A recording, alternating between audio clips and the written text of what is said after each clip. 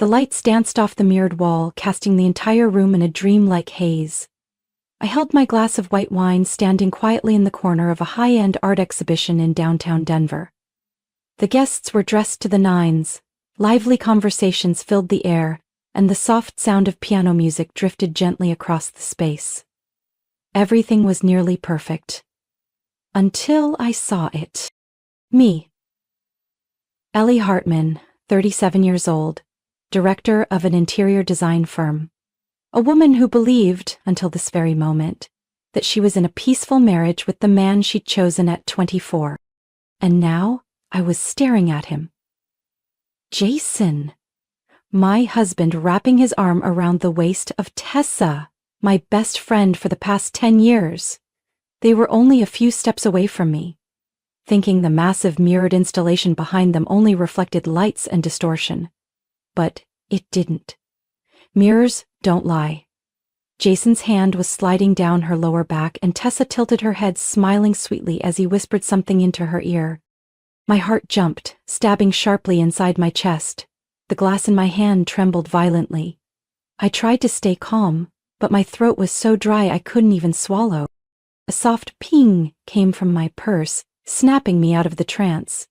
I pulled out my phone, palms damp with sweat.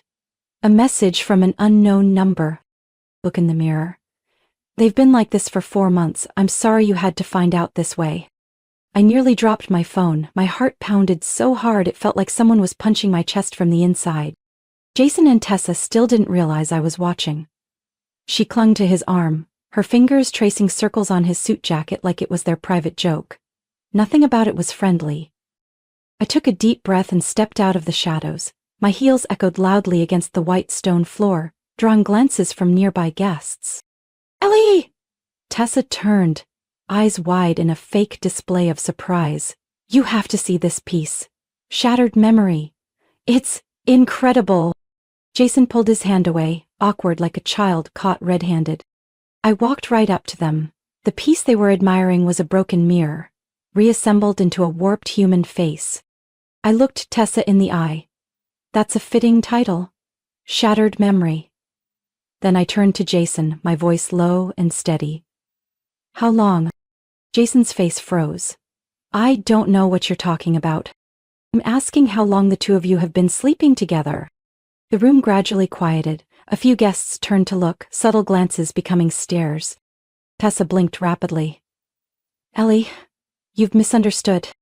I'm not blind. I held up my phone. This message?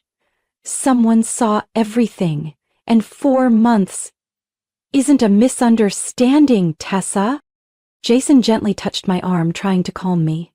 You're overreacting. I yanked my arm away like he'd burned me. Overreacting? You're holding my best friend like a trophy in a public space, and I'm the one overreacting? His face flushed, but he kept a composed tone. Can we talk about this at home? I stepped back, scanning both their faces. I don't need to take this home. Because, Jason, my home was destroyed the moment you brought her into it. The words cut through the glittering atmosphere like a blade. Jason lowered his gaze. Tessa opened her mouth, but no sound came out. I turned and walked away, leaving them behind as dozens of eyes followed me. But I didn't feel ashamed. Not even a little. Only my heart was breaking, cracking into sharp little pieces just like the shattered mirror behind them. I don't remember how I left the gallery. Maybe I drove, maybe I took a cab. Everything after that moment blurred together, like I was drifting through my own life without really being there. When I opened the red room brick house in West Highland, the one Jason and I had bought 8 years ago, the darkness in the living room matched the icy void inside my chest. I turned on the lights, walked straight into the kitchen, and poured myself a glass of water, my hands shaking so badly I had to brace myself against the counter. The back door creaked open behind me. Ellie. Jason's voice, weary but unapologetic. I figured you'd be home first. I didn't turn around. You came back with her? No, Tessa got an Uber. She needed some time. I turned to face him. So you admit it. Jason sighed and placed his keys on the counter. I wasn't going to hide it anymore. I just didn't know how to say it. I nodded slightly, the water in my glass rippling with the tremor in my hand. Starting with, "I'm sorry" might have been a good place? He didn't speak, and that silence said more than any excuse ever could. "How long?" I asked, voice calm. Jason looked down at the floor. "About 4 months." I nodded, just like the message had said. "You know," I continued, "the worst part isn't what you did behind my back. It's that you thought I'd never notice. That I was too busy being the mom, the wife, the only adult keeping things together, to ever look up." "You've always been perfect, Ellie," he said, and those words made my skin crawl. "Excuse me?" "I felt like I wasn't enough for you. You did everything right. You were in control of everything, and I felt like an extra in your life." I laughed. Dry, bitter. "So that's why you chose Tessa? The one who can't even do dishes?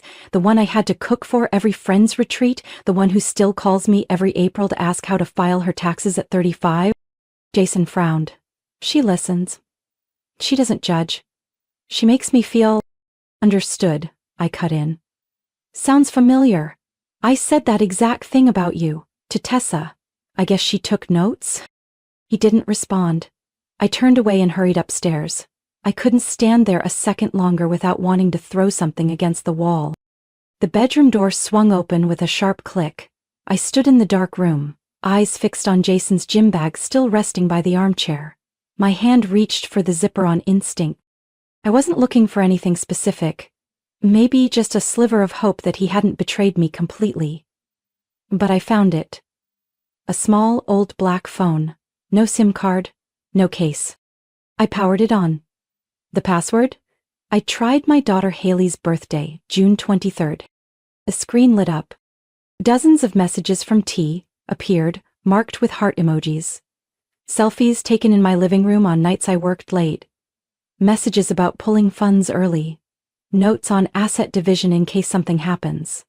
One text read, "Just wait until Haley turns 8. Then I'll be her mother, not..." I clutched the phone, my entire body cold as if the blood had been drained from me. A soft sound came from the hallway. "Eileen." She stood there, hair messy, clutching her stuffed bear, eyes wide.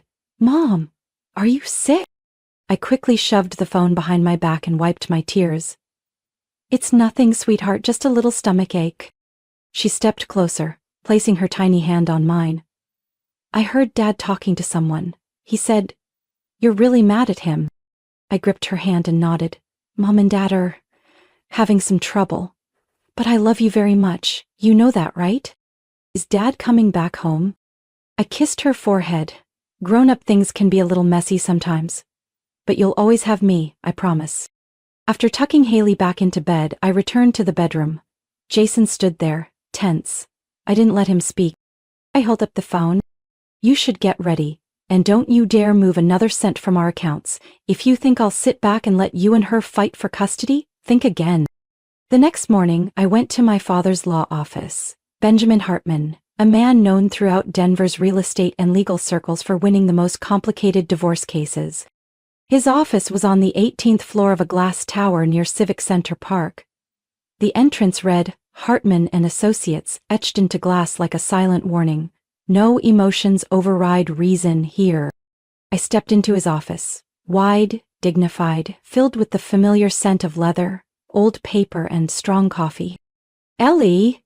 He looked up from a pile of files, removed his glasses, and stood to hug me. I heard Jason's making trouble. I opened my bag and pulled out the phone, a USB, and a stack of documents I had printed all night. From our shared bank account and from Jason's secret phone. "I need you to see this." He sat down, pulled his glasses back on, and within seconds his kind eyes turned sharp. "Messages, photos, and financial transactions," I said evenly. "He's been transferring funds from our joint retirement account into a separate account. I suspect it's Tessa's." My father nodded, opened a bank report. "Account ending in 7189. Here it is. First transfer was $2,500, about 3 months ago. Then, weekly, steadily increasing to $15,000 per transfer." I clenched my fists. "Total amount? Around $186,000 as of yesterday." His voice grew low. "And the account is under Tessa Monroe's name. No question about it." It felt like someone dumped a bucket of ice into my chest. There's more. He placed another folder in front of me. I had the firm run checks on Jason's secondary assets as you requested. 3 property investments, Colorado Springs and Aspen, all registered under third parties. One of them is co-owned with someone named Madeline Green. I looked up. Who? His private yoga instructor. According to company records, she's listed as a nominal partner. Looks like Jason's inner circle is bigger than we thought. I stiffened. Does Tessa know? Definitely not, my father replied, cold as steel. Suddenly the door opened. His assistant's voice called from the hallway. Mr. Hartman, there's a Carter here. Jason's younger brother, he wants to see you. I stood up immediately. Send him in. Carter walked in. About 35, tall, clean-cut blonde hair, wearing a simple blue button-up. His eyes were guarded as they flicked between me and my father. I didn't want to come, he started. But Ellie, you can't destroy my brother's life over one mistake. I didn't react. My father gestured toward the documents. You want to see the definition of one mistake? Carter hesitated, then picked up the file. I watched his eyes scan each line: money transfers, real estate purchases, explicit messages from Jason to Tessa, even a plan to move funds offshore through a shell corporation. His face shifted from doubt to shock. Oh my God. I crossed my arms. Still want to defend him? He said Tessa was the real thing, that you were always too busy, never had time for him. And that gives Jason the right to steal nearly $200,000, hide funds, lie to my best friend, and betray his own 8-year-old daughter? I said each word like a blade. Carter sank into a chair, hands over his face. I didn't know, I really didn't know he was this deceitful. I looked him straight in the eye. I won't forgive you, and I won't let you or anyone in your family stop me from doing what's right for my daughter. Carter looked up. This time his eyes were different. Ellie, what do you need me to do? I nodded without saying a word. Sooner or later, everyone has to pick a side. And today, I needed to know who truly stood with me. My father closed the file folder, his gaze sharp as a blade. Starting today, I'm handling this. And you won't be fighting alone. 3 days later, I received a fast delivery envelope with no return address. It was lying on my doorstep when I came home from dropping Haley off at school. I didn't open it in front of her, but the moment I stepped into my home office, I grabbed a letter opener and ripped it open. Inside was a slim file and a USB. The documents were printed on thick, numbered sheets, and on top was a handwritten note. You should know this. I don't agree with what Jason is doing. M. I plugged the USB into my laptop and my breath caught as the screen lit up. Screenshots from hidden cameras, in my car, at the cafe where I usually worked, even near the school playground where I picked up Haley. There was also a copy of an invoice from a private investigation firm, Stone Ridge Surveillance, with a signed contract from Jason Hartman dated 2 months ago. The listed services: monitor wife's behavior, gather evidence of emotional instability, alcohol consumption habits, and anything else that might negatively impact custody proceedings. I was stunned. My fingers shook on the keyboard. Jason hadn't just betrayed me, he was building a case to take Haley away. He wanted to paint me as an unfit mother in court. I grabbed my phone and called my dad. I just received documents from someone signing off as M. Any guesses? Madeline Green, my father said instantly, voice dropping. Jason's yoga instructor, the one listed in the property documents. She might be realizing it's not safe to stay involved. I gripped the phone tightly. Jason's trying to use our daughter as leverage. I won't let that happen. We need to strike first, my father said firmly. Move before he files anything. I exhaled slowly. I'm ready. That evening, I invited Jason to the house. I sent Haley to stay with my cousin for the night. No child should witness what was coming. Jason showed up 20 minutes late, looking like he always did. Crisp white shirt, gray slacks, tie loosened as if he'd just come from a long day at work. A good performance, I thought bitterly. Ellie, what's going on? He asked as he stepped in, eyes scanning the room like he expected someone else to be there. I motioned for him to sit on the couch. Without a word, I placed a tablet on the table, video from the USB queued and ready. Jason looked at the screen. Within 5 seconds, he shot up. What is this? I should be asking you that. I stood, arms crossed. This is you? Hiring someone to spy on your wife, recording me, setting me up as unstable so you can win custody of Haley. Jason clenched his fists. Who gave this to you? Surprised? One of your own. Seems not everyone in your little harem is as loyal as you thought. Ali, let me explain. No, I cut him off. I don't need to hear it. I just need you to understand this. If you file anything trying to smear me in court, I will go public with everything. All the documents, the videos, the texts, the wire transfers, the properties under other names. I have enough to ruin you, legally and financially. His face went pale. Are you threatening me? I'm warning you, stop now or lose everything. Jason stepped back, looking at me like I was someone he no longer recognized. Tessa and we were going to wait until Haley was older, so it wouldn't be so hard. I laughed. You mean wait until she's in middle school, then file for divorce and claim I'm unstable so you can steal her from me? That plan is in my hands now, Jason, and I don't play by your rules. He fell silent, his eyes blank, calculating. I'll file first, I said. I'll request full custody. And I'll make it public if I have to. Jason instinctively reached for his phone, but I threw him a cold smile. I was in the middle of preparing documents for the preliminary hearing when my phone rang. No name on the screen, but I knew the number too well. Tessa? I hesitated for a moment, then answered. Her voice was shaky. Ellie? I need to see you. It's urgent. I didn't respond immediately. Finally, I said, this afternoon, the old cafe in Highland Square, 4 o'clock. Tessa arrived early. She sat at an outdoor table, her face drawn, barely covered by pale makeup. When I approached, her eyes dropped. Thanks for coming, she said. I didn't sit. Say it quickly. Tessa took a deep breath, then reached into her bag and pulled out a sonogram. I'm pregnant. It's Jason's. The world around us seemed to pause for a beat. The sound of a spoon stirring coffee, children laughing in the distance, all of it faded. I looked at the ultrasound photo, then at her. And you think this baby will give you the upper hand? Tessa shook her head. No, I don't want to fight, I never imagined things would turn out like this. I gave a faint laugh.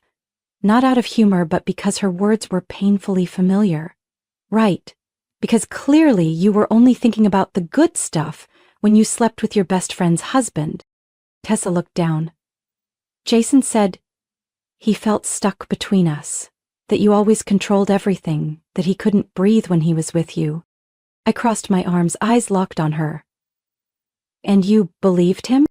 At first, yes. And now? Tessa glanced away. Now I'm not so sure. Something feels off. I set my bag on the chair and pulled out a slim folder, sliding it across the table. You don't have to wonder anymore. Tessa opened the folder. Within seconds, her face turned pale. This is Jason's wire transfers, not just to you, but to Madeline Green, his former yoga instructor, the one who co-owns a condo with him in Aspen. Oh, and she canceled her Tuesday classes recently, morning sickness. Tessa's eyes widened. You're saying... I'm not saying anything, I corrected. I'm showing you. She held the statement with shaking hands, lips trembling. This can't be real. What about Rebecca? I added. His former receptionist? Or the accountant at the Boulder branch? I have proof Jason bought her a plane ticket to San Diego last month. The hotel reservation was under Mr. and Mrs. Hartman. Tessa said nothing. Her hand instinctively covered her stomach, as if protecting the child growing inside her from a world she no longer understood. I stood up. You thought you were special. But you're just one of many Jason's women. And trust me, in the end, none of them win. Tessa's voice cracked. What are you going to do? I don't have to do anything, I replied, slipping on my sunglasses. Jason's destroying himself. That night, Jason came to my house looking tense, nothing like his usual smug self. You met with Tessa, I said flatly. He exhaled, like bracing for impact. She told you? She's pregnant. And she knows about Madeline, and Rebecca, and the others. Jason slumped onto the couch. I never meant for it to go this far. But you let it go far enough that I had to sit down with your mistress and hand her proof you were cheating on her. Isn't that ironic? Jason clenched his fists. I still want to keep the family. For Haley. I laughed, a dry, exhausted sound. You gave up this family the moment you looked me in the eye and lied. And don't you dare use Haley to bargain. She's not a pawn. He started to speak, but I held up a hand. One more thing. I've already frozen our joint accounts and requested a forensic audit on every asset in your name, including the ones you hid under your exes, and I'll be filing for divorce this Monday. Jason stiffened. Ellie, it's not because I hate you, I said, holding his gaze. It's because I need to protect my daughter from a man who doesn't even recognize himself anymore. At exactly 9 o'clock Monday morning, I sat in my father's office next to his most trusted legal partner, Attorney Caroline Meeks, a specialist in high-asset divorce litigation. On the desk in front of me was the signed petition, along with an emergency motion to freeze all marital assets held jointly by Jason Hartman and me. The judge will receive this by late morning, Caroline said calmly. We're requesting immediate freezes on all bank accounts, real estate transfers, and investment portfolios tied to Jason, including those co-owned. I nodded. And he'll find out today. Caroline smirked. Most likely while he's trying to move funds to pay his attorney. I didn't need to smile. Just imagining Jason's face when he realized he no longer had control, that was enough. That evening, I agreed to attend a family dinner at Jason's parents' house at Carter's request. This is the best chance to end things before they spiral worse, he said over the phone. When I arrived, everyone was there. Jason, Tessa, his parents, and Carter. They'd staged a picture of peace, pumpkin bisque, neatly folded napkins. But I knew exactly why I was there. Ellie, Jason's mother said gently. Sweetheart, is it really that serious? Jason said, You two were just going through a rough patch. I pulled a folder from my bag and placed it on the table.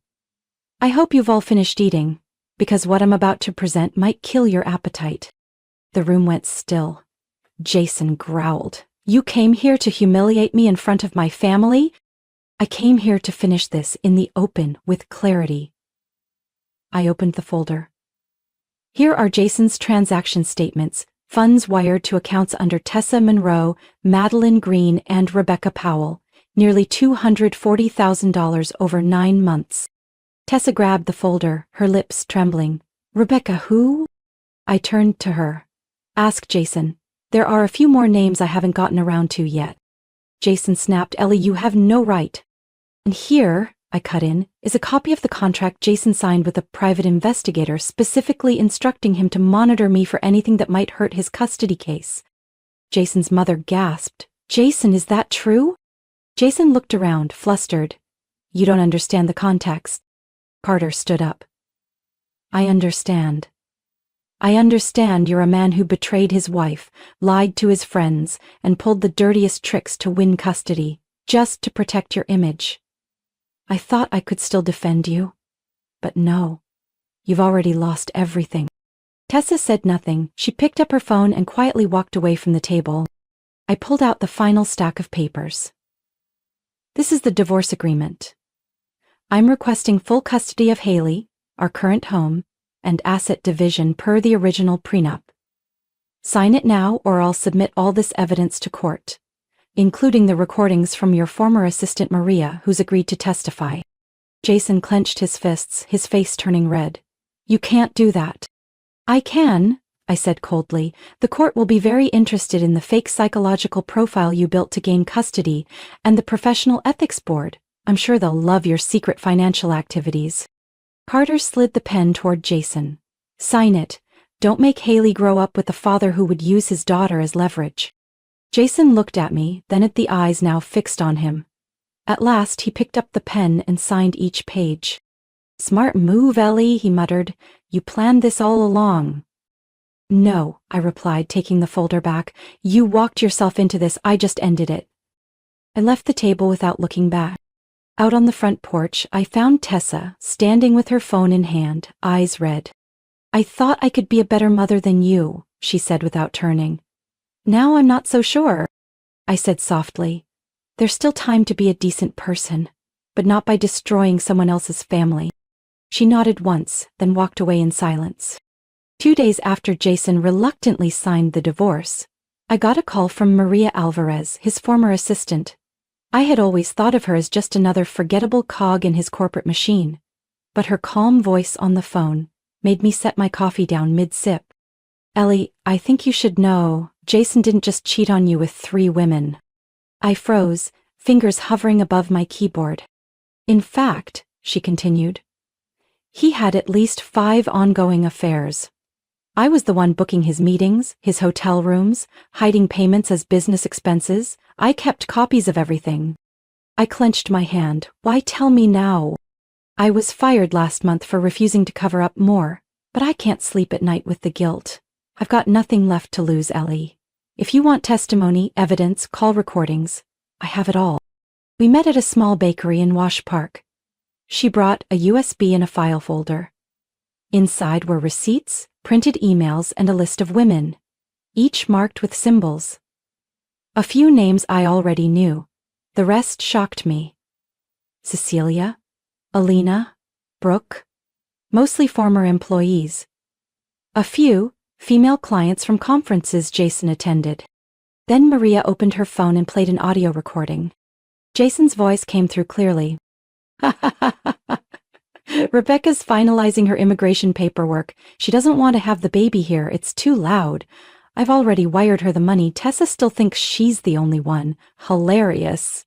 I turned to Maria. "He said Rebecca's pregnant?" Maria nodded. "She told him 3 weeks ago. She's planning to move back near her mom's place in Puerto Vallarta." I exhaled, leaning back in my chair. "Thank you, Maria. I won't let this go to waste." That afternoon I drove to Jason's rental apartment, where he'd been living since moving out. I knew Tessa was still there. Carter had mentioned she rarely spoke now, hardly slept, mostly sat holding her stomach on the couch. When I knocked, Tessa answered. She wasn't surprised to see me. "He's inside," she said quietly. I stepped in, and Jason looked up from his laptop. His eyes were bloodshot from lack of sleep. "What now?" he muttered. I didn't answer. I placed the USB on the table. "Play this before you say anything." Jason reluctantly plugged it in. When his own voice played over the speaker, repeating word for word what he had told Maria about Rebecca, I saw Tessa's expression shift. No more shock, no more tears, just a cold, devastating stillness. "You knew she was pregnant and still lied to me?" Tessa asked, her voice nearly hollow. Jason stammered. "Tessa, I didn't—" "And this is the baby you said you couldn't wait to raise with me? How many babies are there, Jason?" Jason shot up. Things got out of hand." "No, Jason," I said, quiet but firm. "You had full control.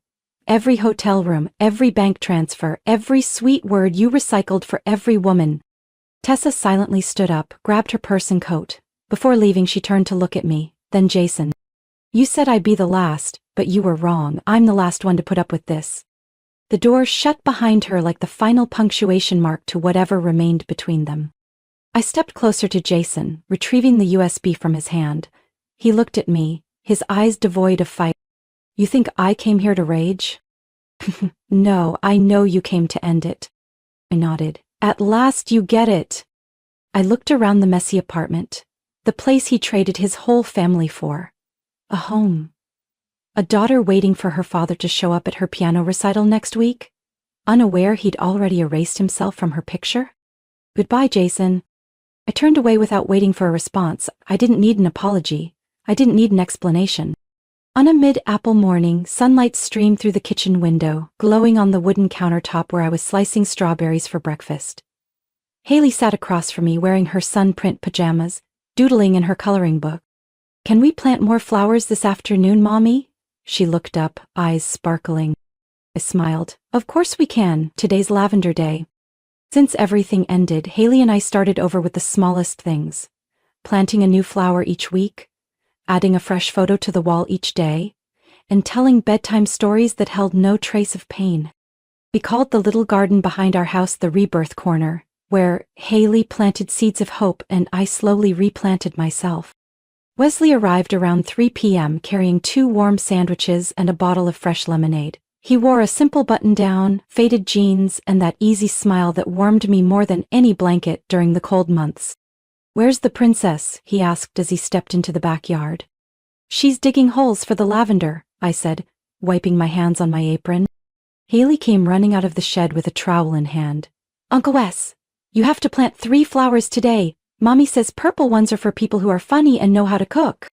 Wesley laughed. "Guess I better plant a whole row then." We laughed together and started a simple afternoon, digging, mixing soil, placing roots, covering with earth, tasks that seemed mundane, yet calmed my mind more than any therapy ever had. As I lined up the new planters, Wesley walked over and handed me an envelope. "Which came to your old address. Delivery guy left it by the door." I took it. The handwriting was familiar. Tessa Monroe. I paused, then opened it. Inside was a handwritten letter and an ultrasound photo. "Ellie, I'm not asking for forgiveness, but I want to thank you for not choosing to destroy me the way I once tried to destroy you. I'm having a daughter. I've named her Ivy, because I want her to know how to root herself even in the hardest soil. Jason's left the country. Last I heard, he's in Mexico with someone new. I get it now. Love isn't something you take, it's something you grow. Wishing you and Haley true happiness. Tessa." I read and reread the line. Love isn't something you take, it's something you grow. Maybe, after everything, she had finally learned something. I folded the letter and placed it in the wooden box where I kept old memories. Not to relive, but to remember. By late afternoon, Haley had fallen asleep on the garden bench, and Wesley and I sat quietly beneath the grape arbor, not yet in bloom. He placed his hand gently over mine, saying nothing. "Do you ever think," I asked softly, "that the people who've been hurt the most might be the ones who love the most deeply?" Wesley looked at me for a long moment, then said, "I just know this. Someone who can stand back up after betrayal deserves to be loved the most." I turned to him. In his eyes I no longer saw pity, only companionship, steady and kind. That night I wrote out our plans for the week, filed the asset transfer paperwork, registered Haley for art class, and circled one date in red ink: Spring Fair with Wes and Haley. No more court documents by the nightstand, no more silent tears in the bathroom, just 3 people, 1 little garden, and countless new days waiting ahead. As I turned off the lights and tucked Haley into bed, she mumbled in her sleep, "Mommy, don't forget to plant giggle flowers." He smiled. I didn't have to look far to find myself again, not when my daughter's laughter, the gaze of a steady man, and a blooming season were all around me. Ellie's story is a powerful reminder that betrayal may break us, but it doesn't define us. In real life, there are women like Ellie who choose not revenge, but renewal. When we let go of those who don't deserve our love, we create space for what truly matters: our children, our peace, and love that's real. Happiness isn't revenge. It's when nothing inside you can be broken anymore. What do you think of Ellie's journey? What would you do in her place? Share your thoughts below, and don't forget to follow the channel so you won't miss more emotional and meaningful stories about family life.